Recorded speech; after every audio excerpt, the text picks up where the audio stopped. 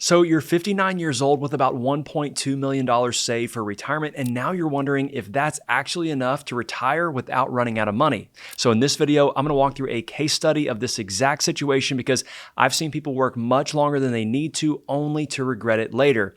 But before we jump in, my name is Jacob Duke. I'm a certified financial planner and the owner of a retirement planning firm where we help people just like you plan smarter and retire better. And one of the biggest misconceptions that I see every single day is that you have to have $2 or $3 million portfolio in today's economy to retire comfortably, or that if you don't meet the 4% rule perfectly, then you shouldn't retire yet. But the truth is most people can actually retire much earlier than they thought. And by working too long, it's actually costing them precious time and enjoyment. So let's look at Tom's situation to see when he can retire and how much he can spend every single year. So right here, we've got Tom. He is single. He's 59 years old, just turned 59 last month.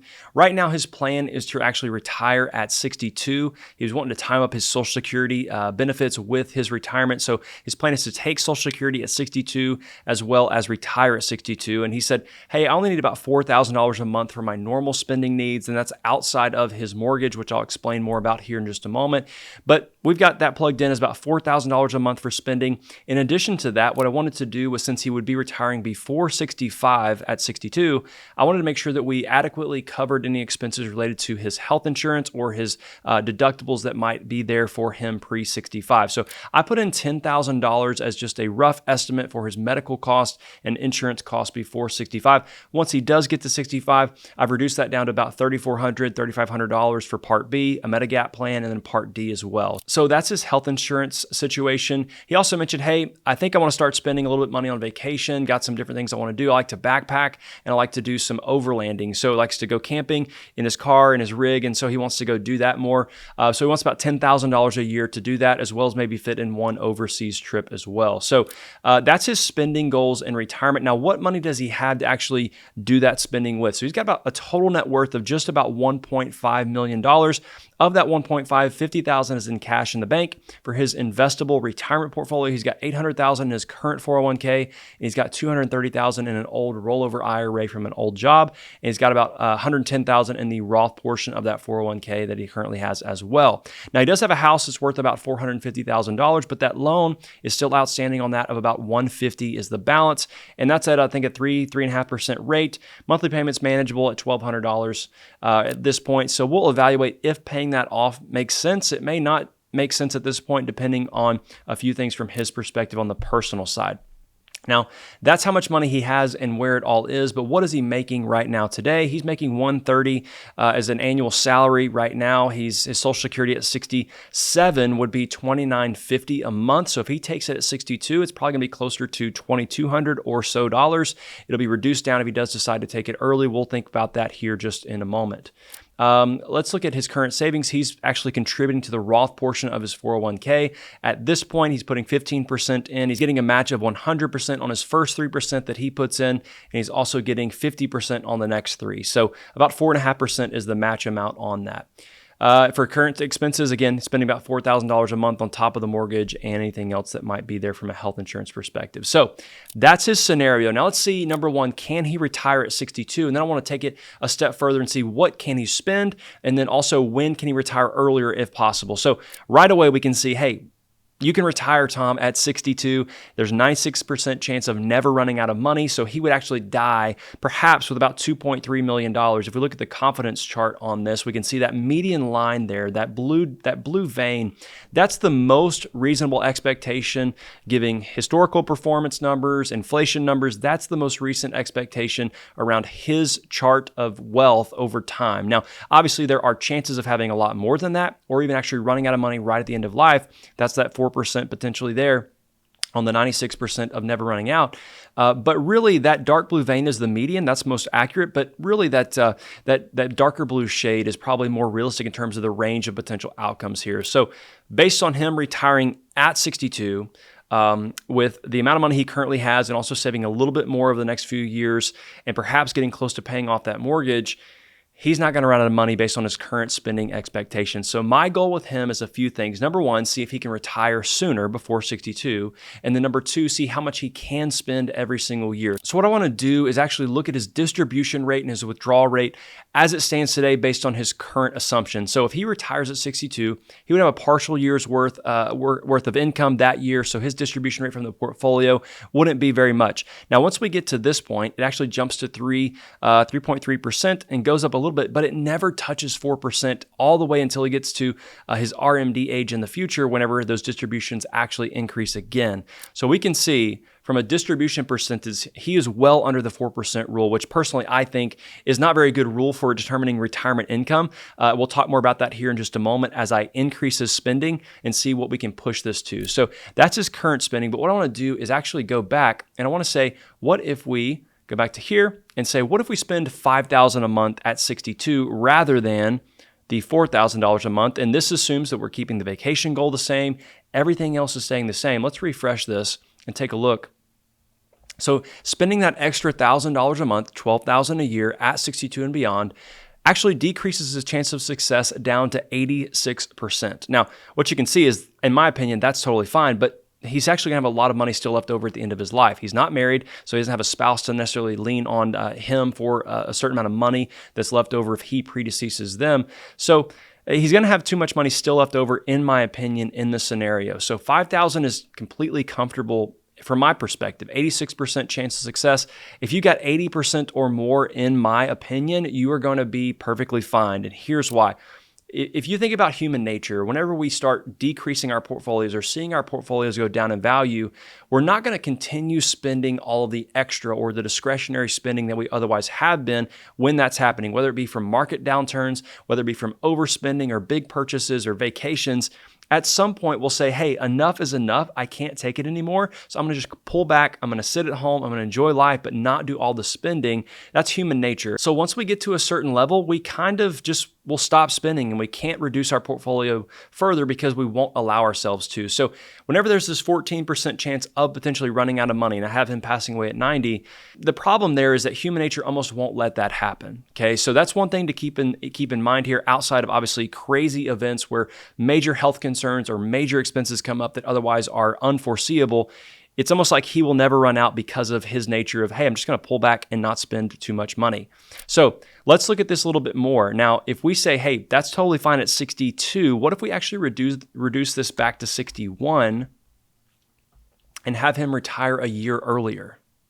Okay, brings it back to 79%. Okay, so that's a little bit on the edge there in terms of what's sustainable. Now that's spending the extra $5,000. So here's the thing, I want to push this back to $4,000 and just see, hey, does taking that 1 year off of work there, retiring a year earlier, hurt too bad? It really doesn't. Here's the thing, 96% down to 93%. Again, we knew it would go down, but that's not a very big drop. So that's 61. What about 60? I want to keep going here and see how much farther we can go in terms of moving that retirement date up. 89%, still within a decent range. So 60, what if we just did today? What if we just said 59, 82%? I think that's fine, personally. So right away we can see, hey, if he wanted to retire today, I think he can, and we can make that work. Now, he can spend exactly what he's estimating he can spend or wants to spend, but maybe not too much more, because if we increase that $4,000 to $4,500, we'll see that's going to drop pretty good. Yeah, down to 70%. So he's kind of on that edge, right, of, hey, if we spend a couple extra $100 a month based on retiring early, we might be getting into a tough area there. So I'm going to bump this actually back to 4,000, and we're going to see this go back up to about 82%. So 4,000 a month. Now, what I want to relook at is going to be the distribution rate here. Okay, what's interesting is that first year of retirement being this year, he's got a partial year's worth of work, okay? This is him retiring immediately today. Next year, being the first year without any sort of income, he would actually have a withdrawal rate of 6.4% and then goes up again to 7%, and then it kind of sustains there at 6 to 5% until we get later on down the road. So Social Security kind of flipping in here at 62, and you can see it goes down just a little bit over time with Social Security now coming in. But here's the question, Jacob, is it okay to have higher than a 4% distribution rate out of my portfolio? I've heard that the 4% rule is what I need to follow for my retirement income projections. And my take on this is the 4% rule is not much of a rule for retirement income. It's simply a mathematical equation that says if you take 4% of your beginning starting balance at retirement, you won't run out if you have a certain portfolio for a 30-year period. Now, here's the thing.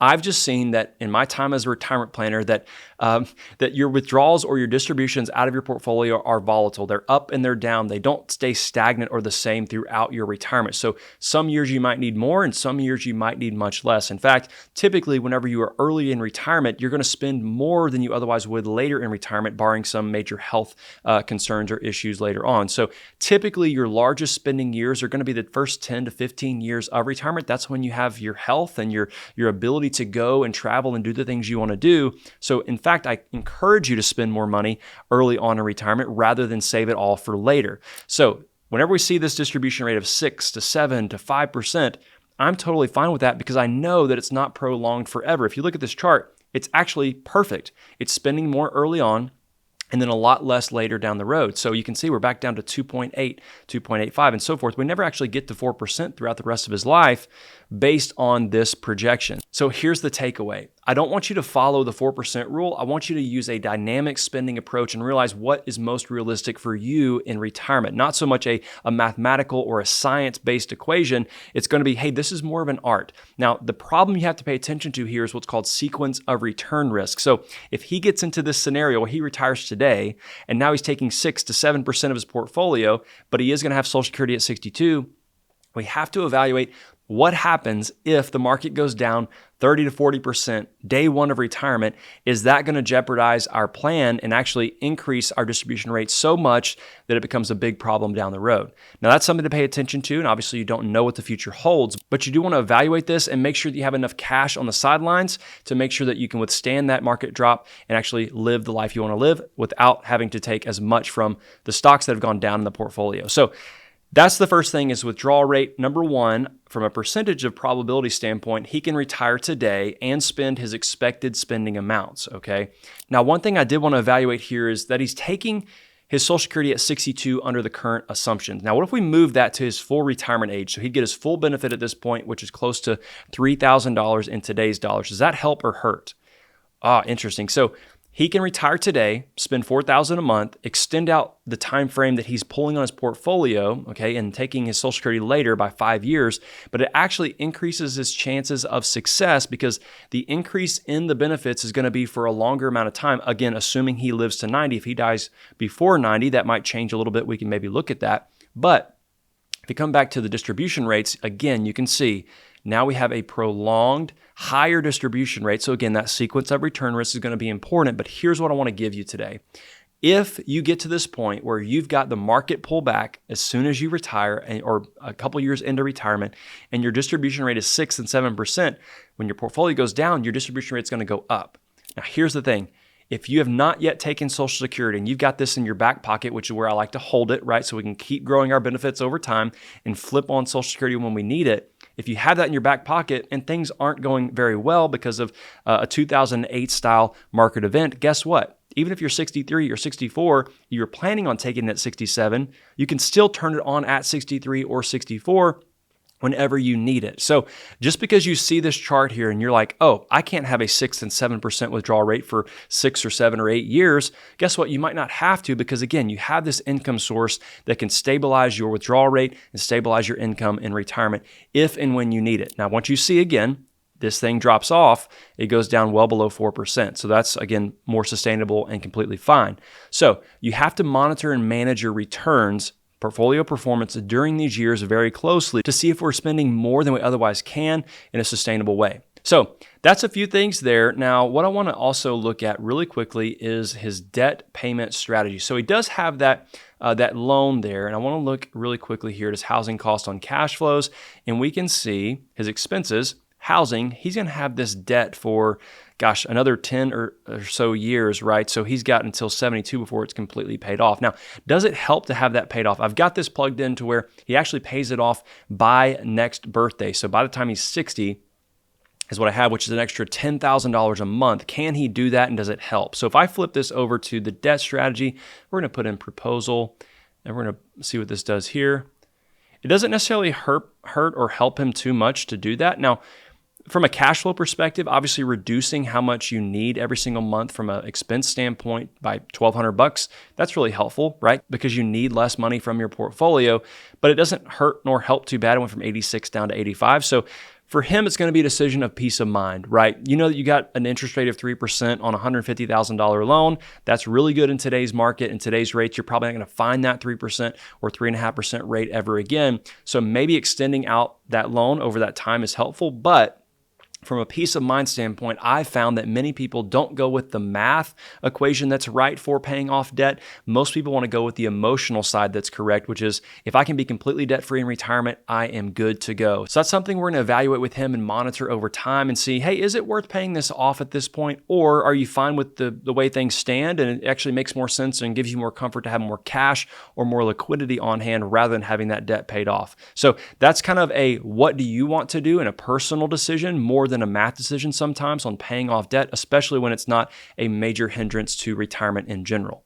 So this is Tom's situation. He is good to go in terms of being able to retire at 62. Absolutely. He could wait to then to retire. And if he wants to delay Social Security, he can absolutely. And he can actually spend more money over time by doing it that way. Or if he's like, I'm done with this, I don't want to work anymore, guess what? He can retire today and spend how much money he wants to spend every single month and do exactly what he wants to do. So hopefully going through this has helped you see maybe some of the ideas or things that you can apply to your situation or different strategies maybe you can look at and help you be confident in your spending and confident in your ability to retire sooner.